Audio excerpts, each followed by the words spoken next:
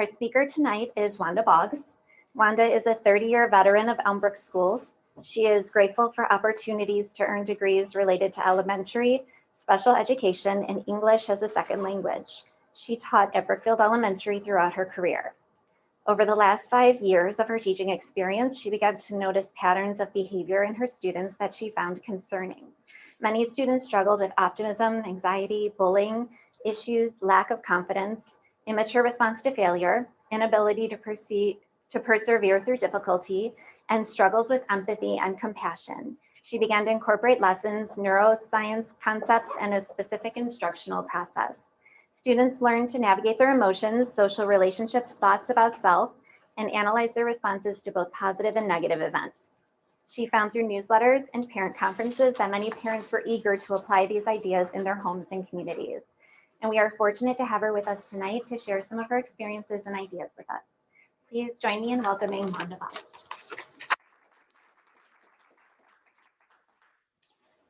Thank you so much for coming. I know with busy schedules, you maybe feeling a bit overwhelmed, so I really appreciate you taking time to do this. I don't have a lot more handouts. They are probably geared more towards elementary kids. I'll refer to them in the program, but I can always get them to you. So if you would like a copy of them, I can get those to you later. I do have plenty of these little bags that if you didn't get one, you can grab a set of those, which relates to some of the neuroscience learning. So yes, I've been teaching or taught, I keep thinking I'm still teaching, 30 years in Elmbrook, and it really has been a pleasure. So I want to just, thank Elmbrook, thank Robin for this wonderful job that she does organizing these programs to help parents. And now it's more about my way to give back and to help parents maybe try to figure out their kids and respond to their kids in a way that was better than what I did.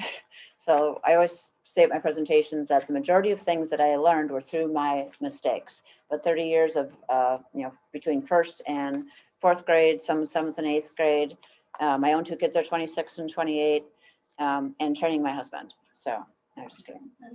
So I am very thankful for this opportunity to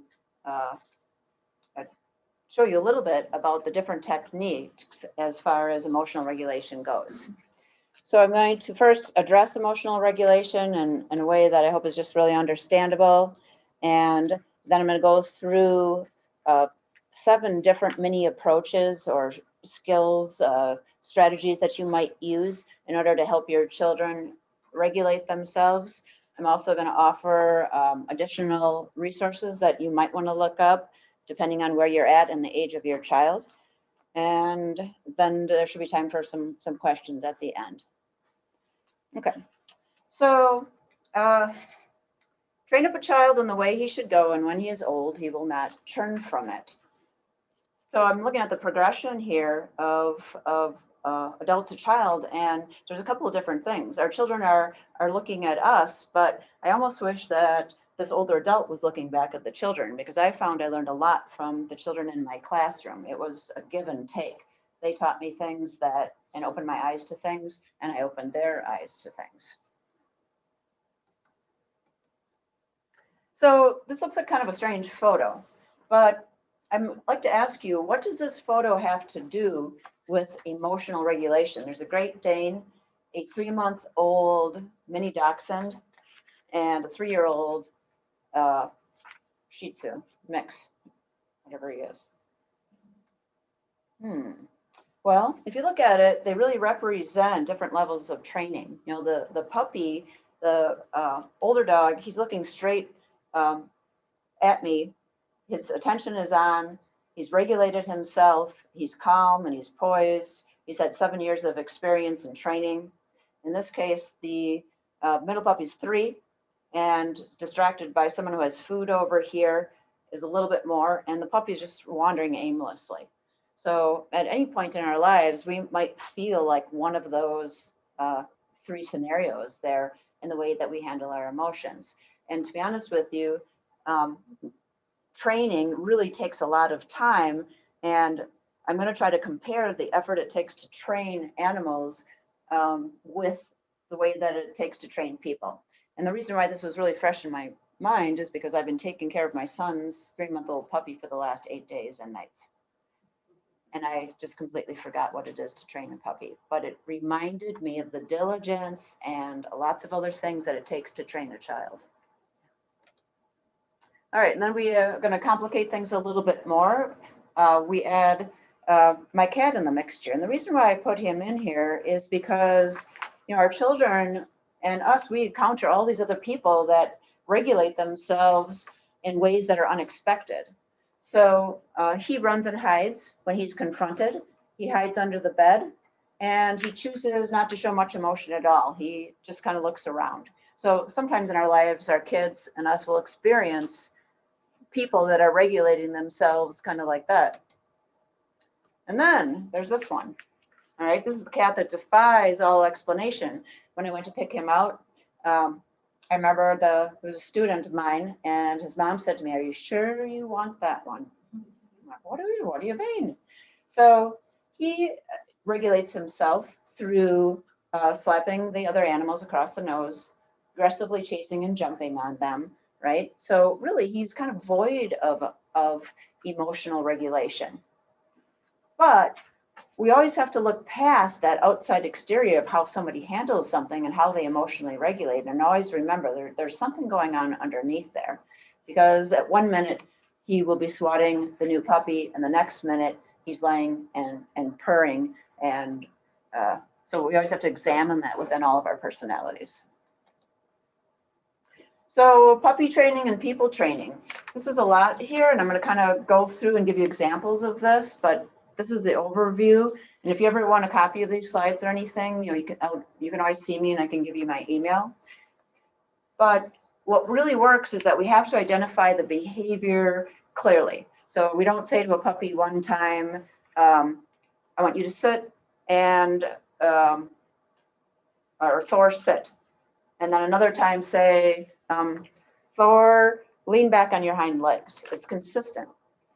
The modeler needs to display the behavior that's sought by the learner. So our kids are watching us in every situation. And this is something I found out the hard way many times. And then you also have to be consistent. You should have the same response all of the time. If you set a rule, follow through with it. Use positive verbal praise for the behavior that is being shaped. Just like with puppies, shaming doesn't work. It actually reverses progress. Many, many repetitions. And when you're training a new behavior, which I'll show you some examples, expect some return to the old behavior. You wish you could just wait. Yeah, because I showed you how to do this. Why aren't you doing this yet? Like, I made it very clear what my expectation is. Like, why isn't it that you're doing it? It's because it needs to be reinforced over and over and over. All right, so they will slip back once in a while. Be hopeful. The setbacks will not determine the overall success. I like to put love does not keep a record of wrongs. Try not to bring up all the old examples. I used to do this with my husband, go back through the 72 things how he disappointed me in his life. And I found out that wasn't a very helpful technique in our marriage, right? Same thing with children, not a very helpful technique.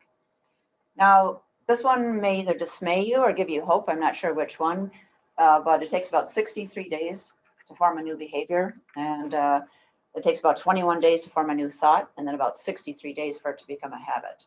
So sometimes what I found with my kids is I just gave up on something too early. And then when you practice and you shape the behavior, it will get easier over time. Oops, I put these in there. That goes with my last week thing, which said, don't be a perfectionist. There's my example. So we need to understand what emotion is, right? An emotion is a strong feeling which rises up. I looked at the Latin meaning, and it says to set into motion. You think about what joy sets into motion, or anger, or jealousy, right? It can really set some things into motion that are good or bad. But what I think I want kids to know, and what I really spent my last couple of years teaching on, which I thought, even trumped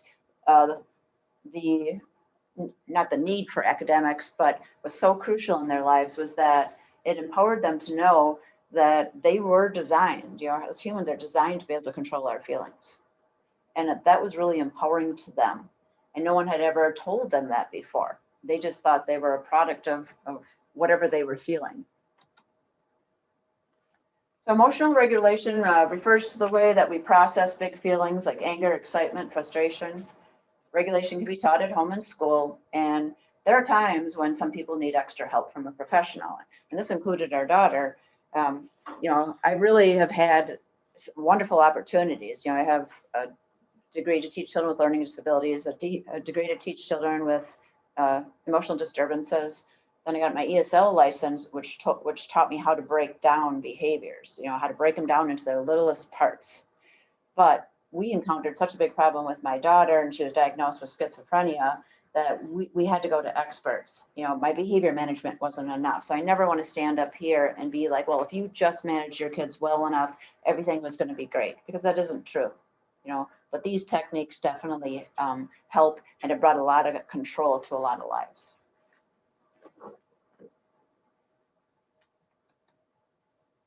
Okay, so the reason why I think that emotional regulation is important is about 10 minutes of the TV, right?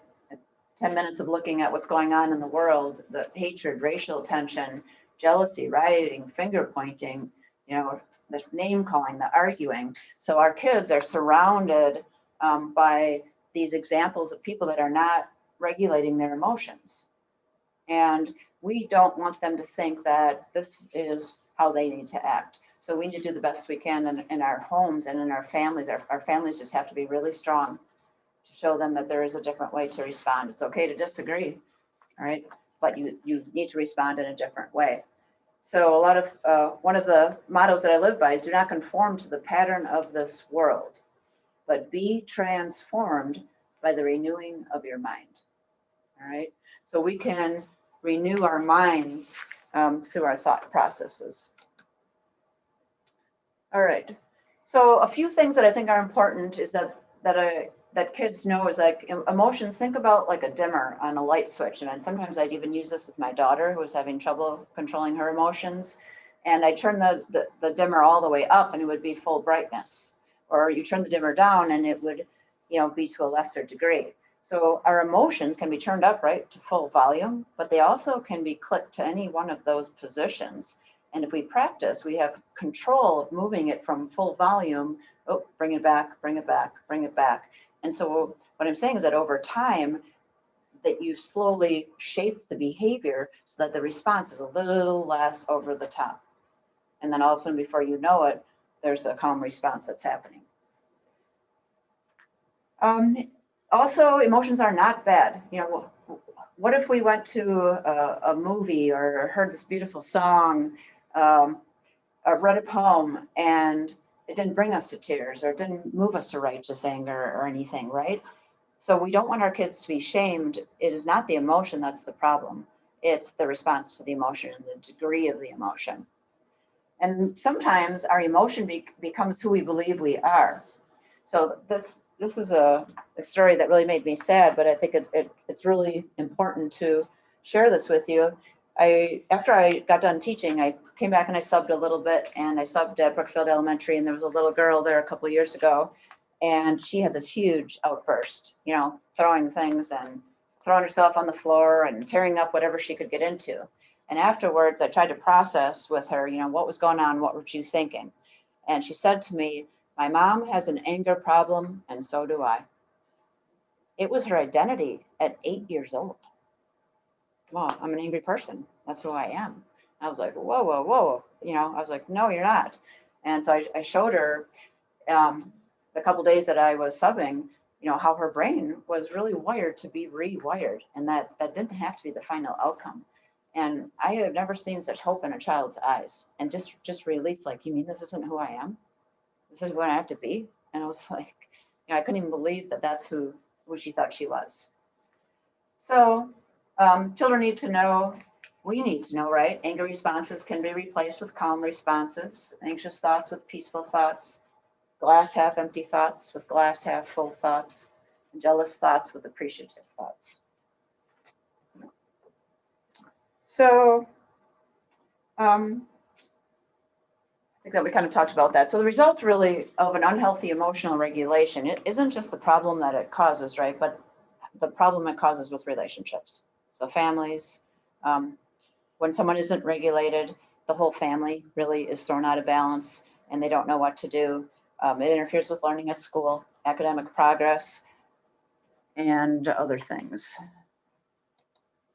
Okay, the result of healthy emotional regulation, on the opposite hand, is freedom.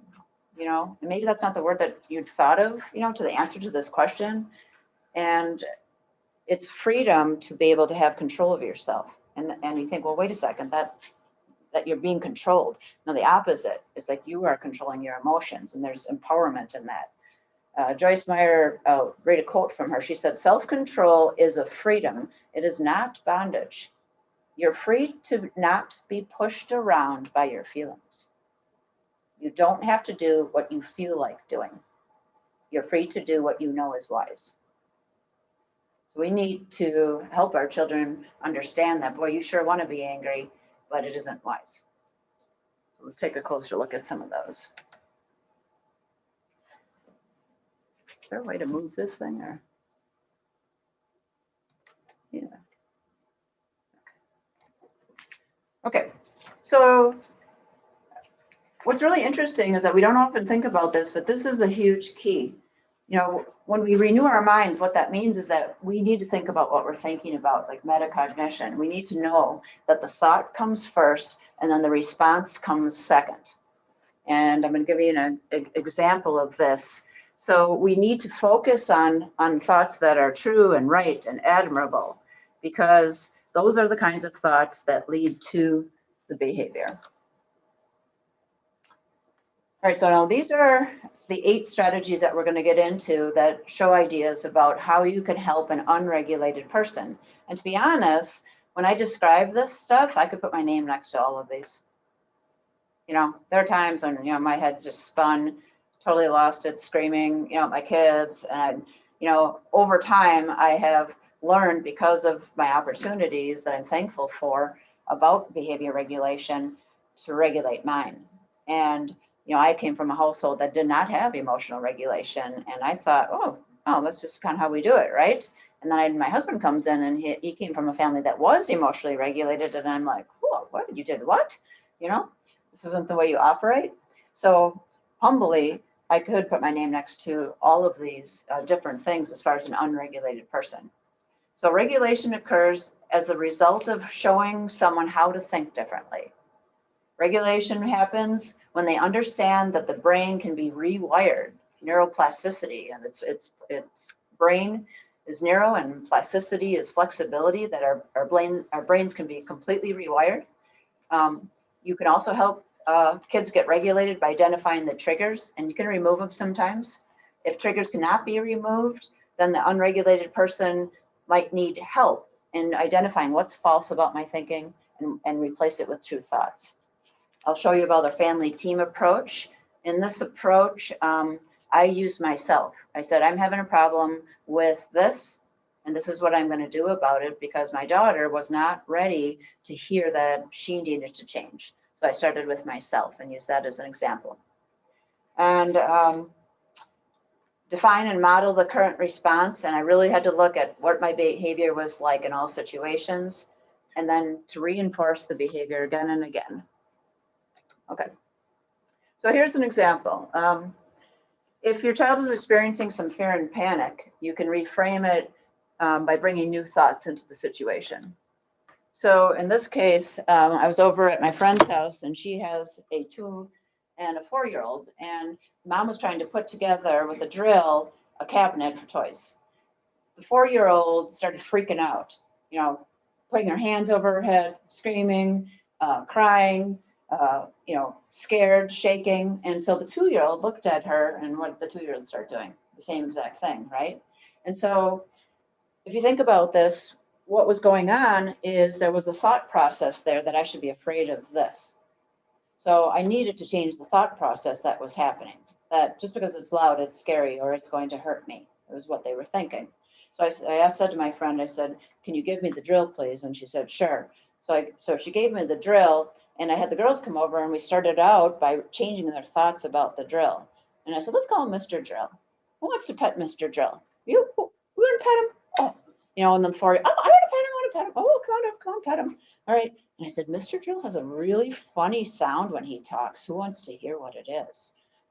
You know, and so then I said, sometimes he talks in a little voice.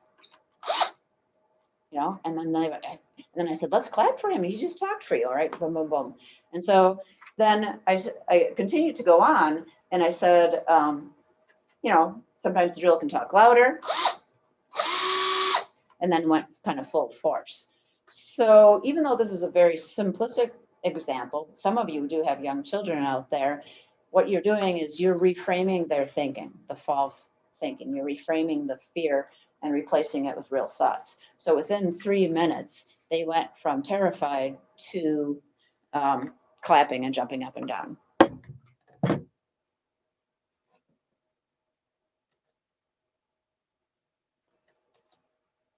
Okay, here's the second example with an adult. So this is really important, and I would share examples like this with my class all the time. I would share examples when I lost emotional control. What was the result of it? How did that affect me? What were the negative things that happened? I was honest with them. I was vulnerable with them. I lost it with my husband last night. There was one incident when he never emptied the garbage, so I thought it was a really wise idea to dump the garbage out on the kitchen table.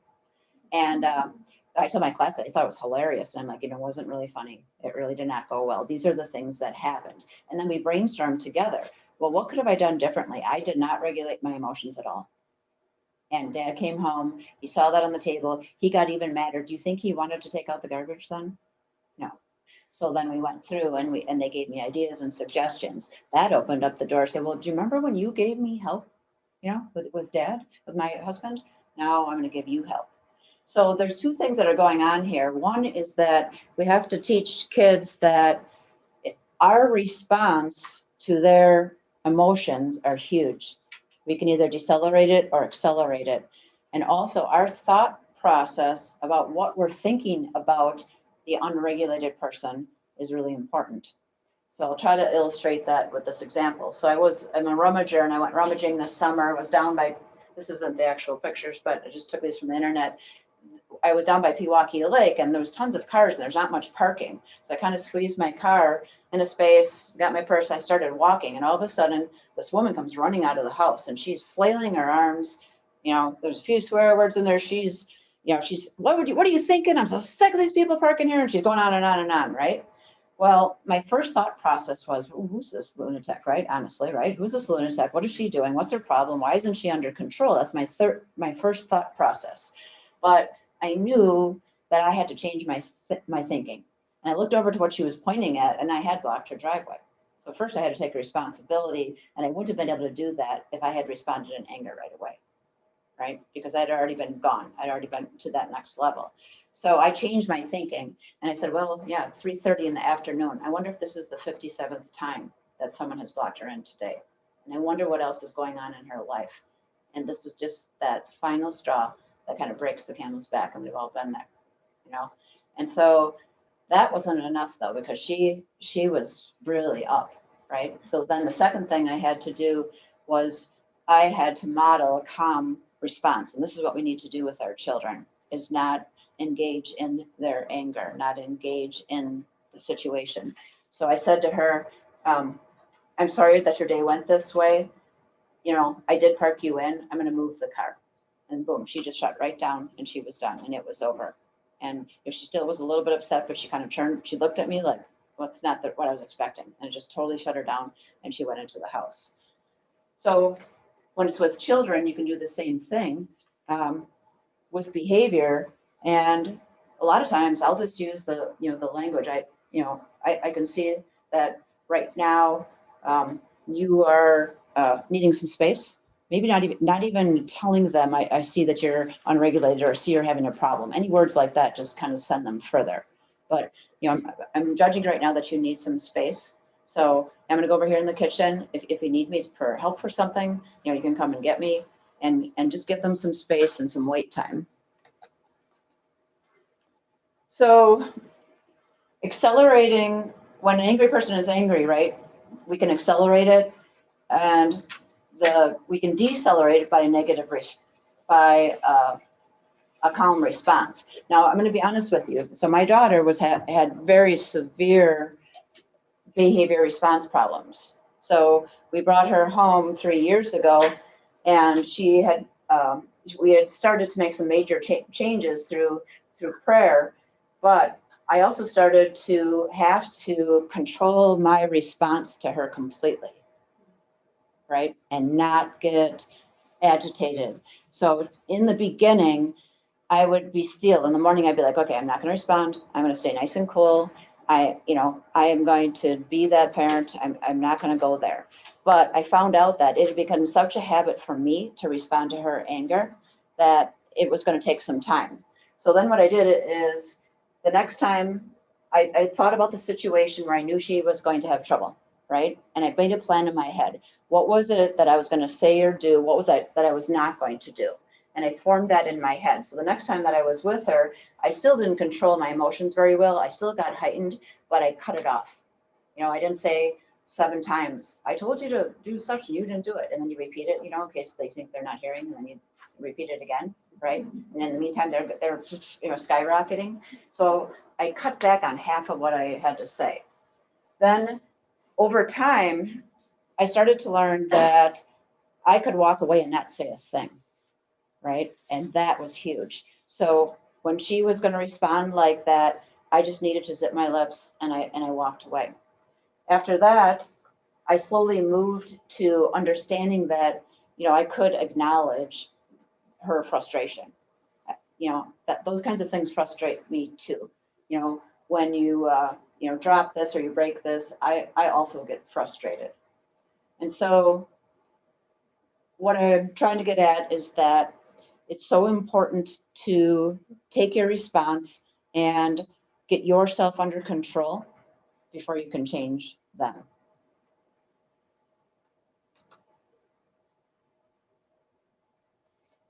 So neuroscience, I had some kids in my class, and some kids are people pleasers, and they'll do anything, and you can kind of, once you have a relationship with them, they'll just shape their behavior and they'll change because they want to please you.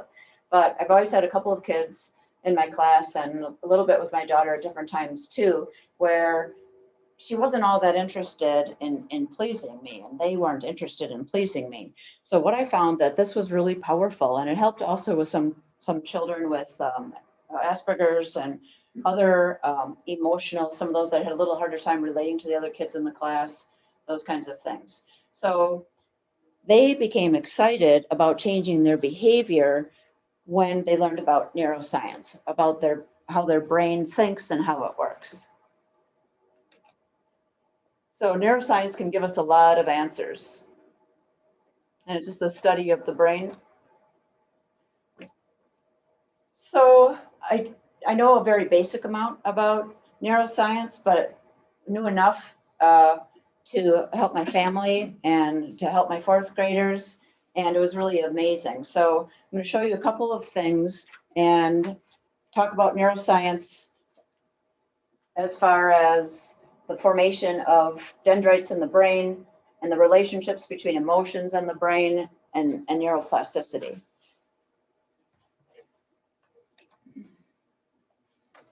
So I started out really basically and would show my class, my daughter, what a brain cell looked like. And said that, every thought that you think actually becomes a physical structure in the brain. And that alone is just powerful. Picturing that if I say to myself, I'm stupid, I'm not good enough, that actually becomes a physical structure in the brain. And they need to, so let me go here. So what I did is, you have a little baggie, and you have to build this, you can if you want to, but it's something that you could use or think or adapt. And the yellow stands for the axon of the neuron, and that's just the central portion of the neuron that is the messenger carry. The purple and the red stands for the dendrite. So every time we think a thought, a little branch forms. Think about the trees. So if I continue to think, you know, I'm anxious, I'm worried about things, and this anxiety builds and builds and builds and builds. What we do is we form this huge tree of thoughts about anxiety, or this huge tree of anger or an anger response. And over time, right, it becomes this physical structure in our brain taking up space. And our brain cannot distinguish between, because our mind does this, not our brain, does not distinguish between something that's going to be helpful to me or something that's going to be harmful.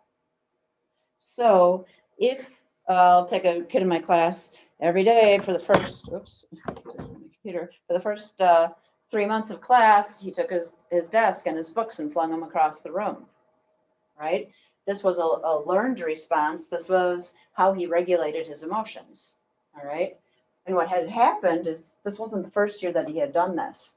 So the brain was like, oh, this is something my human must value, this anger response. So then what the brain does is anything you repeat over and over and over and over again, any thought you think over and over and over again, it takes a layer of something called myelin, and it forms a myelin sheath. And the myelin sheath wraps itself around the axon. Remember, the axon carries the message. So when it's bubble wrapped and it's protected, it's much more efficient. So the more you do something, more you respond with anger, right? It lowers the threshold for that anger response, and the signal travels faster. So the trigger's down, you know, is out here, and immediately, boom, in a millisecond, the message is sent, and the anger response, just like it has been over and over, repeats. If you might be a little familiar with myelin, if you MS, if you have MS, then there's some destruction of that myelin sheath, and I don't want to speak to it because I don't know too much about it, but you may have heard of that.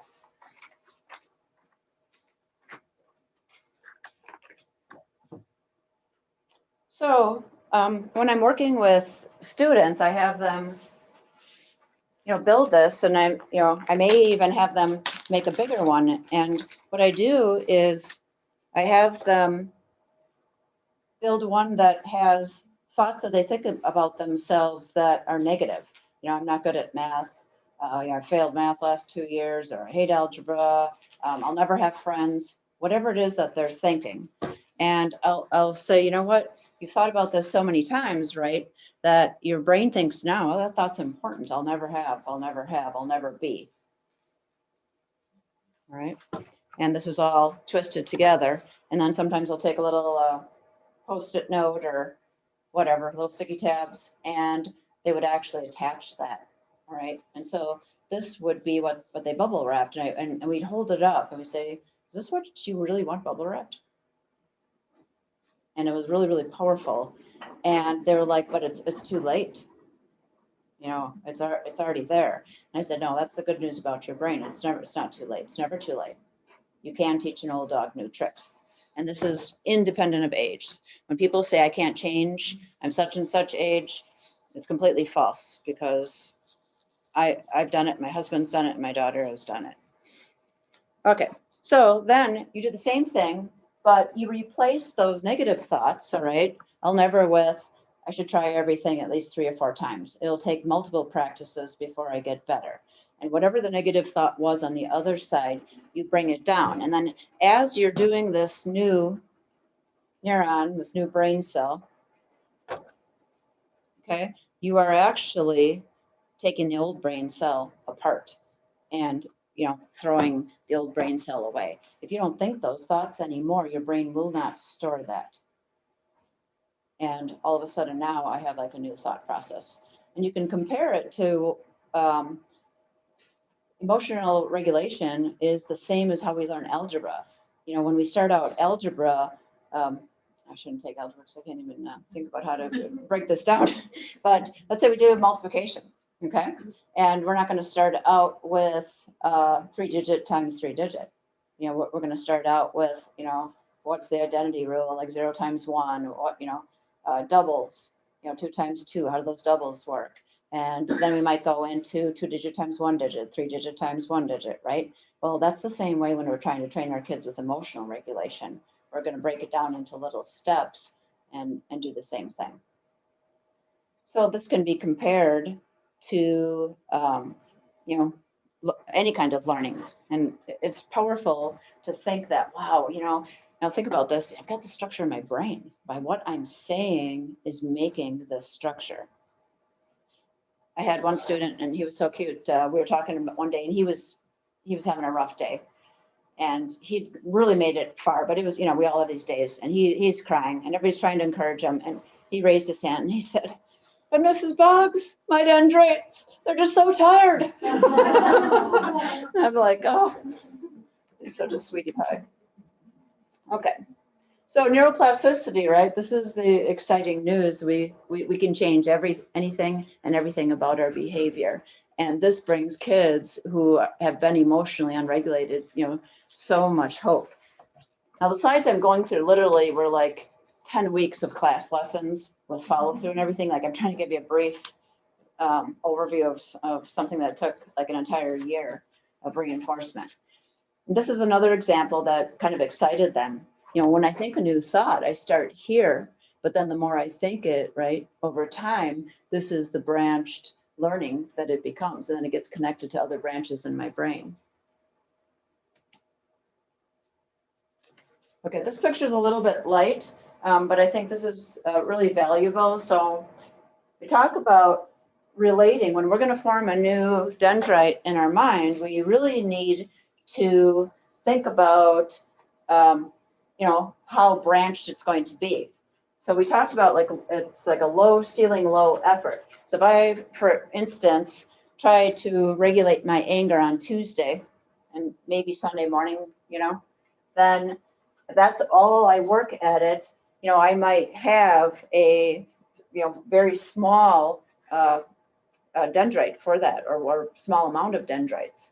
If I work on my anger control 4 days a week for 6 minutes a day, then it is going to obviously, be more branched. And if I work on it every day for a couple of minutes a day, 5, 7 minutes, whatever, it's not always amount of time, it's more about repetition, then it's going to form this branch tree. So remember back what we were talking about, it takes 21 days to have a new thought stick, and then 63, not 63 more, but 63 total days for the behavior to change. So if you can stick it out through that, then you can have some huge changes. All right, so this is just some pictures of the myelin and how the myelin is laid down, and it helps the message travel quickly. And I also would tell kids about this too, because a lot of the kids were like, "I'll never be good at anything," right? And I said, "Well, who do you think is good at something?" "Well, a football player." "Well, how did they get there? Did they just have like one of these on their tree? Is that so they go to practice on Tuesday and they do 5 push-ups?" No, that's not what it took. And so as I'm talking and I'm showing, I would take a player or something that they were interested in that had a high level of success. I'd look up their work ethic and their, how much they worked out, what they did each day, and then show that the relationship between high effort and a new behavior.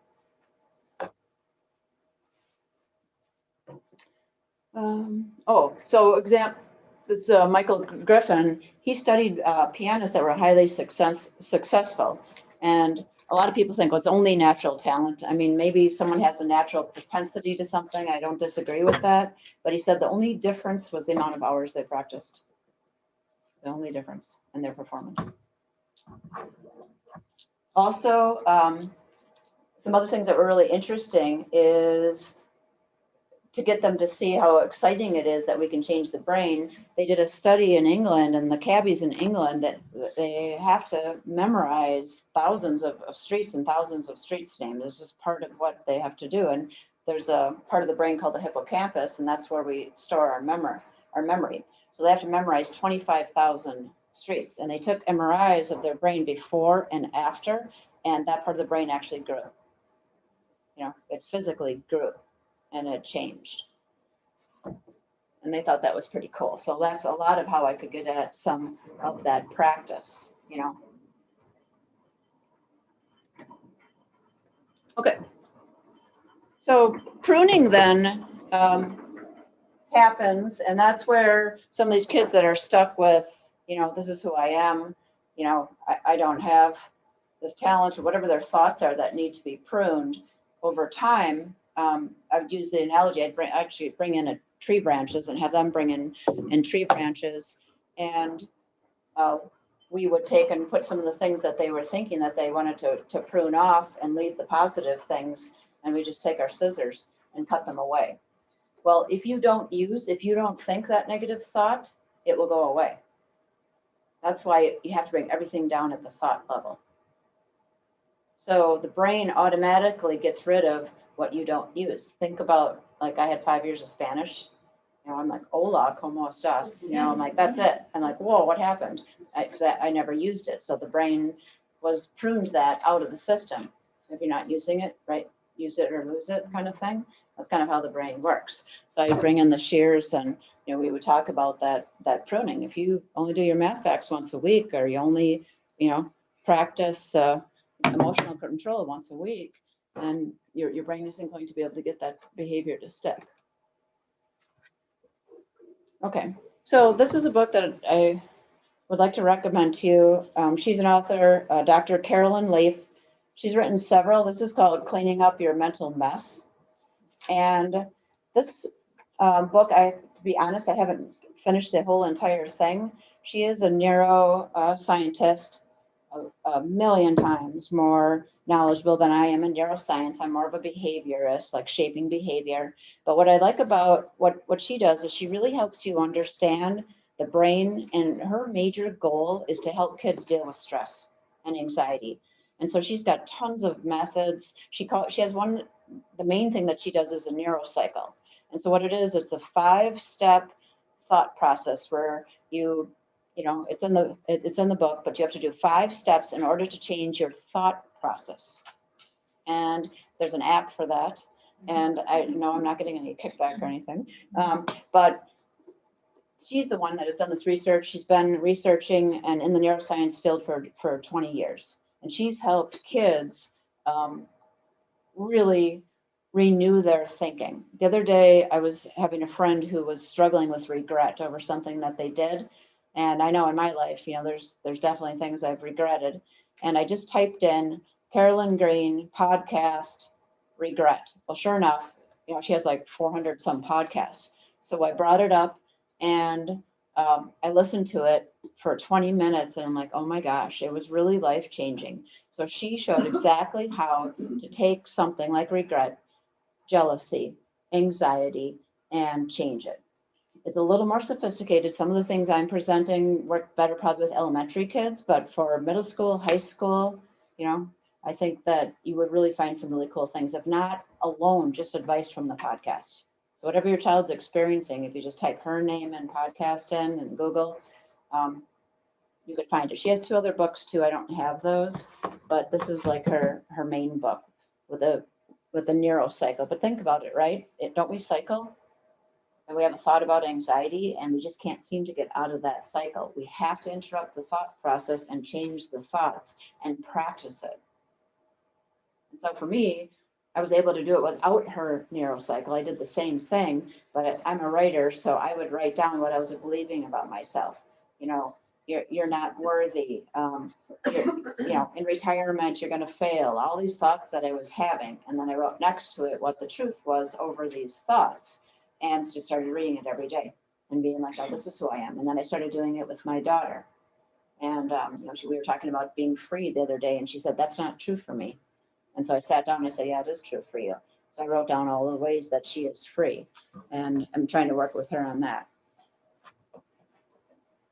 So she actually did physical brain research. That's where she came up with this. So I don't even know what this QEEG is, but I know my daughter's had EEGs, and when they hook up your head to all of the different devices and follow the brainwave patterns, and that's how she knows the 21 days of the new thoughts. So 21 days of practicing the new thoughts actually caused a new neural pattern in the brain.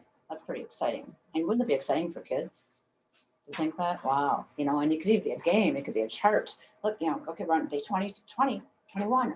Wow. Right now in your brain, something new has already happened. And then by 63-day, the structure of the brain had also changed. Okay, so what I've discovered is that it's helpful to think about how habits happen. If you think about it, responding in an angry way, being jealous, being anxious is a habit. Now, I know some people are wired for these things, so I'm not discounting that, okay? And some people probably have a much higher chance based on what's happened to them as a child, what events have happened in their life, right? The chemicals that's all produced. But I'm just looking at this in a general way. So if you look at habits, they do happen in loops, and there's usually a trigger. So identifying the trigger is really important. Then there's a thought that is involved after the trigger. Then there is the response, and it yields a reward. And then the reward reinforces it, the behavior. So for example, I think no one's paying attention to me, or I'm frustrated, so I scream or I slam the cupboard door. My thought is, no one ever pays attention to me. Then my mom comes yelling, "What are you doing? You're slamming the cupboard door." And I'm like, "Oh, yay, that's exactly what I wanted. I got her in here." And then these habits can kind of form in these loops. So sometimes what we can do is we can say, what's the trigger? What happens before our child loses control?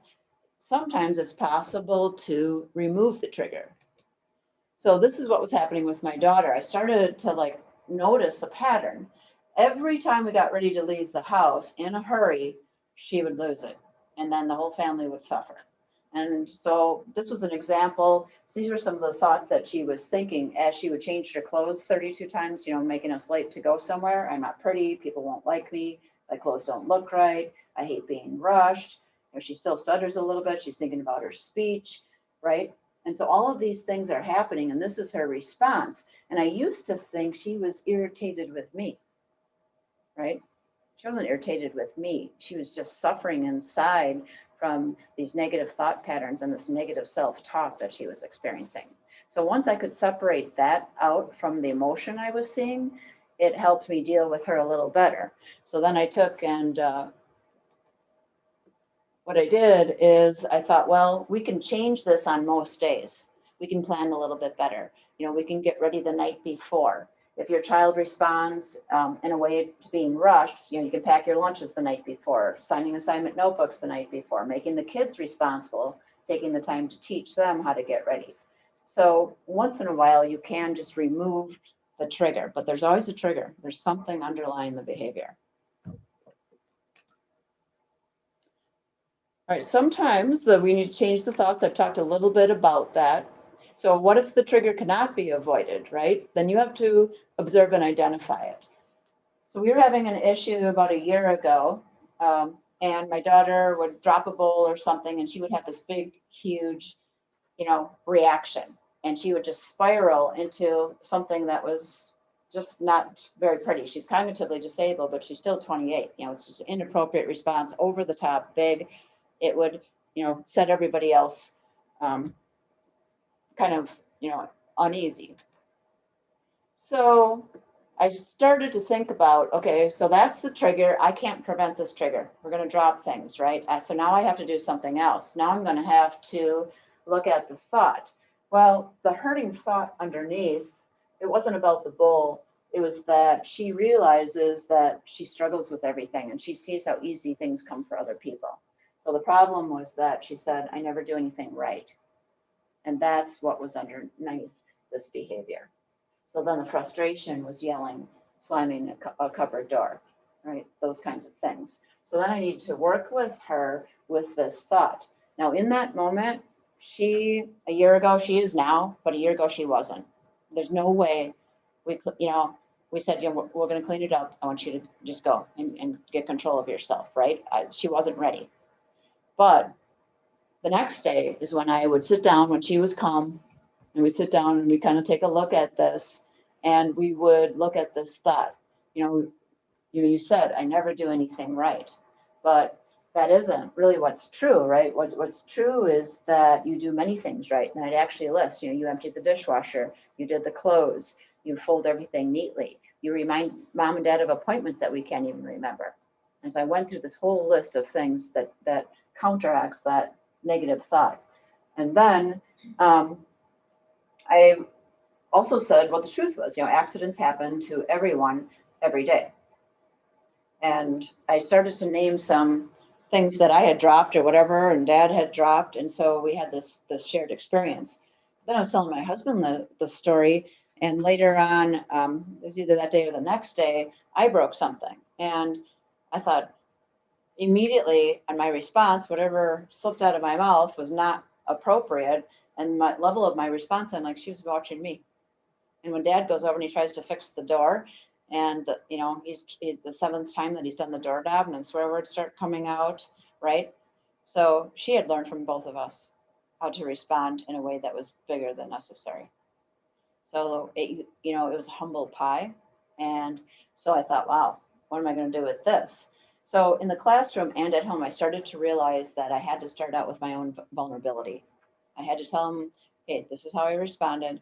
This didn't help me. Let's think of a different way. And this happened one day. I'll tell you what jealousy is. I was I know I told the story one other time, but it's just such a great story because jealousy really is an emotion, right? And I listed on the board before they came in all these different things that I was jealous of, but I didn't say it was me. And I said to them, class, we have a really big problem. There's this jealous person that is in this classroom, and it's bad. And they read it. They're looking and they're like, and I said, I'm gonna point out who it is. And they looked at me like, and they're like, I hope it's not me, And then I said, it's me. And then they, again, they were shocked. And I said, these are all jealousies that I had. And then I said, does anyone else ever feel jealous? Boom, they couldn't wait to share, right? So if we're vulnerable about what we've experienced, we're vulnerable about times that we've struggled with our anger, vulnerable about the times that we've been anxious about something, and then show them, hey, let's work on this together. And that's what we did with my daughter and my class, over the last many, many years. So if your child is so emotionally charged at the time they don't listen, just wait. You're not going to get anything accomplished. I always get this pronounced wrong. There's amygdala. There's a part of your brain that is your emotion center. Once it's heightened with a big response, it actually can take 24 to 48 hours to return to normal. So that means that your threshold is lowered. It makes it easier to respond in an angry way after a huge outburst for the next 24 to 48 hours. So even just knowing that, you're like, So that's why I would tell the kids, we don't want to feel that heightened feeling that anything's going to set us off. We need to keep that under control. Being vulnerable, we asked about that. And then, ask yourself some hard questions. Am I doing as I say, not as I do? And I used to hate my mom said that to me, but I'm like, oh boy, now it's coming back. Okay, so what do you do then, right? Sometimes the children in your house, they're just not ready to hear about themselves. They can't. They're not in an emotional place to be able to deal with that. It's too close to home and whatever they're struggling with. So what I did is I just continued sharing my personal struggles. So what I did is I made a chart, and this was mom's anger response right now. This was about a year or two ago. I would say, I'm sick and tired of everything breaking around here. I'd swear or sigh or blame someone else. If only you kids and husband would put the dishes in the refrigerator right, they wouldn't have fallen out, right? And I was like, oh, yeah, so what am I using? I'm using blaming someone else. I'm responding with the inappropriate language and the sighing that drives me absolutely crazy that my daughter does. That was me. I was like, man, I mastered the huffy, So I went through all of this, and then I said, okay, these are mom's goals. I'm going to change my thoughts and what I say. And I'm going to try not to say anything at all. If I have to, I'm going to walk out of the room and go walk around the block, which I've actually done, until I'm in control. And I started modeling these for her and walking her through these. A gentle answer deflects anger. For me, I'll get a saying in my head, and I'll memorize it for whatever behavior I needed to work on. And one was my anger. And then I would take this phrase and I would memorize it ahead of time. And it was interesting. The second that I could feel that anger come up, that those words would come up. A gentle answer deflects anger, but harsh words make tempers flare. Another strategy that I would do with Christy is sing a favorite song.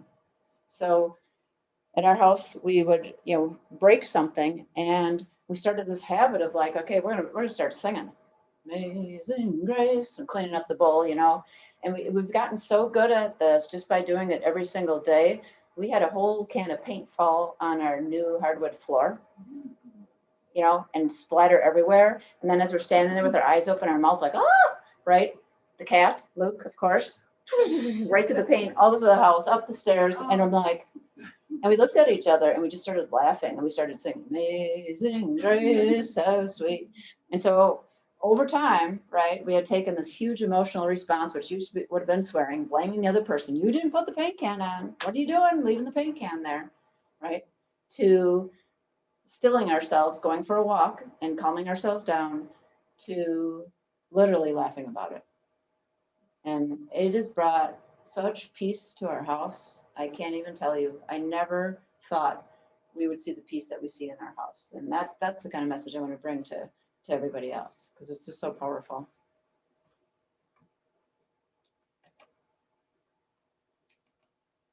This is a family chart that we use. You may not be able to bring all your family members on board. I realize that is kind of pie in the sky. I was lucky to have my husband, although, he had some interesting things. We were doing the presentation today and he's supposed to be my encourager. And I was practicing it with him. And I got to the point where it said like, controlling your anger. And I look over and I'm reading off my computer and he's sitting next to me on the couch. And I hear this, he's like, I'm sound asleep. And I'm like, my God, I'm going to put him to sleep tonight. So, and then I just read the words, control your anger. And I was like, okay. So we ended up just laughing about that. But so I would make a chart like this, mom's anger response. It could be mom's anxiety response, mom's jealousy, whatever it is that your child is dealing with, whatever emotional issue. And when you set goals together as a family, it's so powerful because no one is singled out.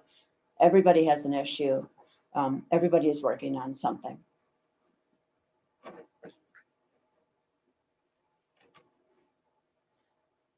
This could be kind of fun for younger kids. I think I did this with my class, right? It's also what we praise. So I talked a little bit about this in my last presentation, but if we praise championships and trophies and plaques, straight A's and high MAP scores, that's great, right? Kids should get praised for that. But if that's all we praise, then that's who their identity is. That's what you want from me. This is what you want here. But look at the world. We need something different. So what we need is someone who helps others, someone who never gives up. We need to praise them for that. Someone who encourages everyone else. And someone who says, I, Wanda Boggs, needs to change my bad habits, because I did. And once I said that to my class, they said, okay, let's do it together. And once I said that to my family, they said, okay, let's do this together.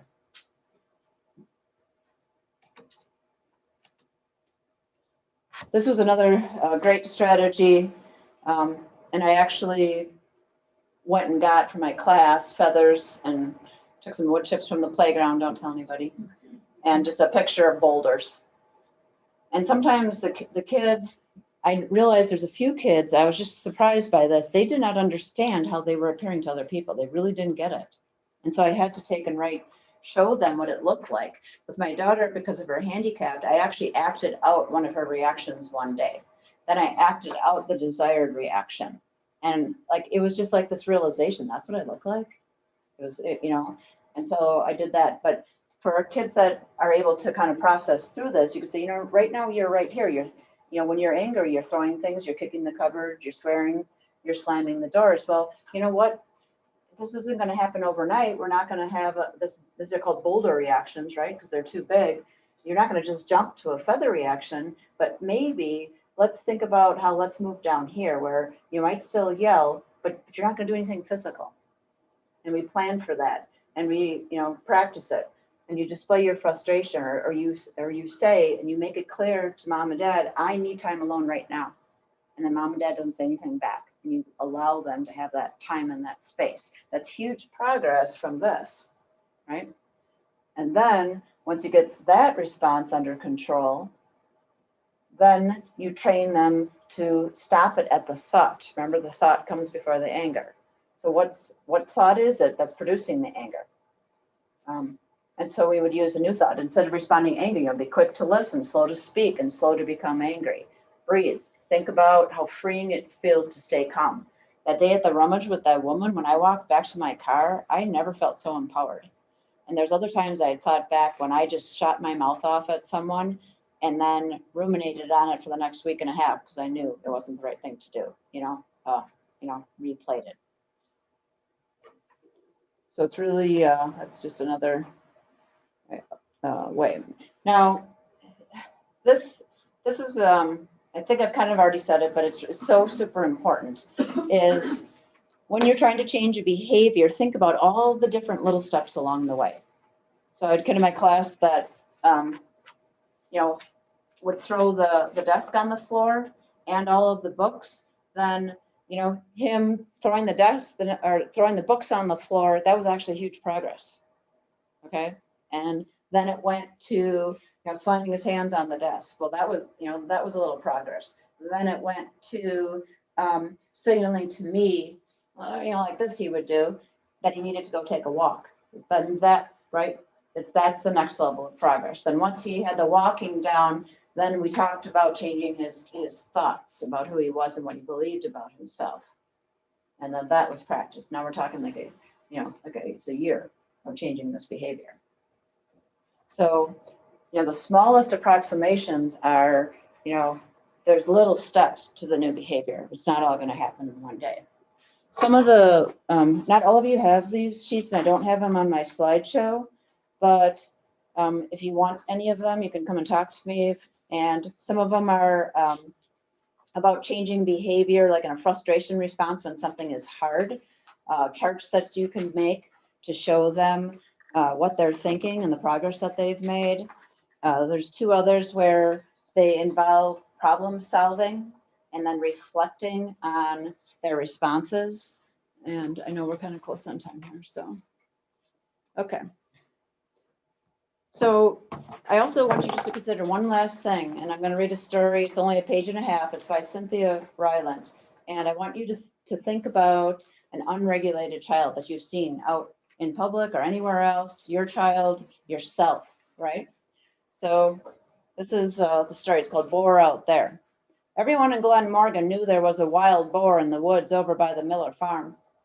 The boar was out there beyond the splintery rail fence and past the old black Dodge, and somehow it ended up in the woods. Jenny would hook her chin over the top of the rail and she'd call, "Boar out there." And there were times she was sure she heard him. She imagined him running heavily through the woods, ignoring the sharp thorns and briars that raked his back. She thought he might have a golden horn on his terrible head. The boar would run deep into the woods and then rise up on his rear hooves, throw his head to the stars, and cry a long, clear, sure note into the air. The note would glide through the night and spear the heart of the moon. The boar had no fear of the moon. Jenny knew as she lay in bed listening. One hot summer day, she went to find that boar.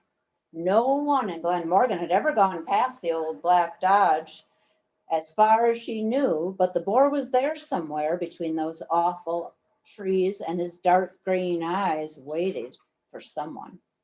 Jenny felt it was she. Moving slowly over the damp brown leaves, Jenny could sense her ears tingle and fan out as she listened for thick breathing from the trees. She stopped to pick a teaberry leaf to chew, and she stood a minute. Deep in the woods, she kept her eyes to the sky. She needed to be reminded that there was a world above and apart from the trees, a world of space and air that did not linger about her, that did not press deep into her skin as the forest did. Finally, leaning against a tree to rest, she heard him for the first time, and she forgot to breathe. standing there listening to the stamping of the hooves. She choked and she coughed again. And now the pounding was horrible. Too loud and confusing for Jenny. It was horrible. She stood stiff with wet eyes, and she knew she could always pray, but for some reason she didn't.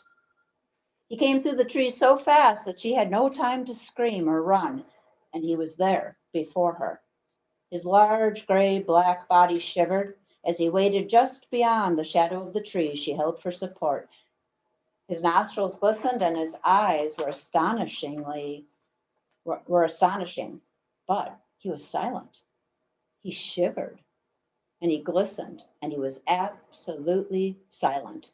Jenny matched his silence and her body was rigid, but not her eyes, because Jenny's eyes traveled along his scarred, bristling back to his thick hind legs, and tears spilled and flooded her face.